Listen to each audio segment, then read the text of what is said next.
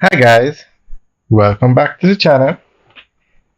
Today we are giving you a tour of the Rodgers apartment building. Now this is currently the tallest building in Jamaica. 20 floors located in New Kingston. It's going to be a residential building with 1 bedroom, 2 bedroom, 3 bedroom and penthouse units.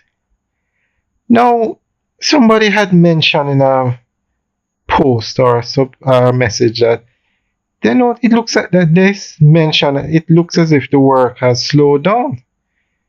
And looking at this, I think the last time we did a video was probably a month ago. I haven't seen much change, guys. What do you think? Leave your comments in the section below. Do you think work has slowed down on this project? Now, the completion date is 2025, sometime in 2025.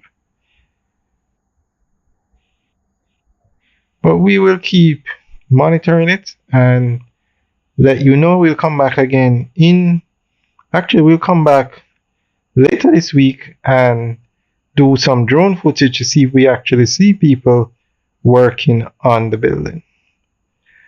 Alright guys, enjoy the rest of the tour. Remember to like, share and subscribe. Have a good day and leave your comments in the section below. Let us know what you think about the pace of the work. Alright guys, have a good day.